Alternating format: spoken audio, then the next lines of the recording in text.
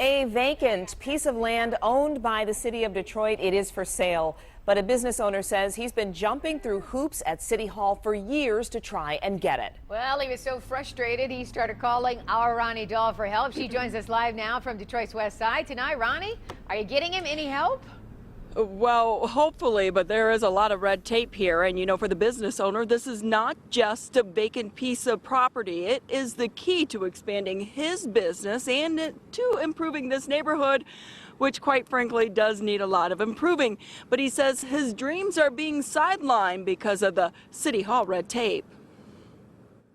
I've been a lifelong Detroiter. Kola Jonai is dedicated to Detroit and determined to transform this small corner of the city near Tireman and Epworth. Obviously, it's not really prime real estate. It's next to a vacant, burned out building, Which we plan on purchasing, also tearing it down and expanding more. Jonai's vision is to expand his car dealership, add some needed stores and some much needed housing.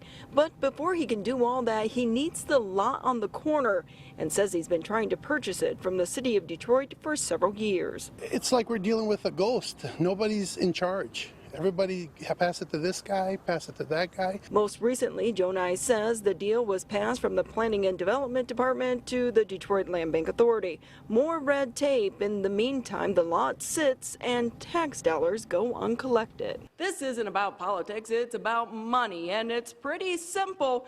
Sell the property, you get some cash. Don't sell it, you end up with zero. Detroit may be out of bankruptcy, but look around certain neighborhoods and you know the city's money woes are far from over. I can find a few things the city of Detroit could use those extra tax dollars for, like replacing storm grates or remove this fire debris. I mean, how long has it been since this house has burned down?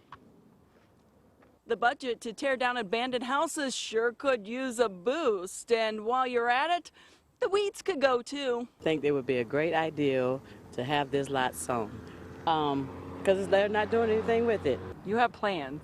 Big plans, yes. But it all kind of sits and rests on that one piece. We have to wait on the gods to approve us. I'll tell you, this guy has such a good attitude considering all the frustration he has been through. He's about $20,000, $30,000 in lawyer's fees to try to purchase this property and still no deal. And on top of that, he's been paying to maintain it all these years, keeping the grass mowed and all the illegal dumping out.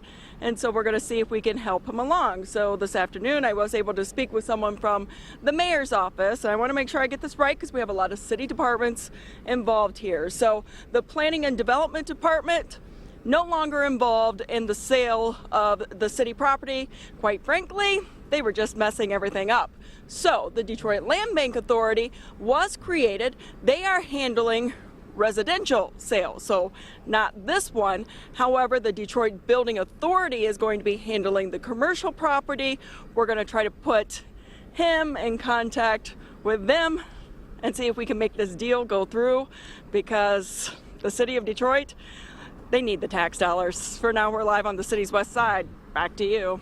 Sounds like you're getting it straight, Ronnie, and he really wants to be in the city, and that's good to see. Absolutely. He keeps trying. We have our fingers crossed for him, Ronnie, and especially if you're on his side, that's good.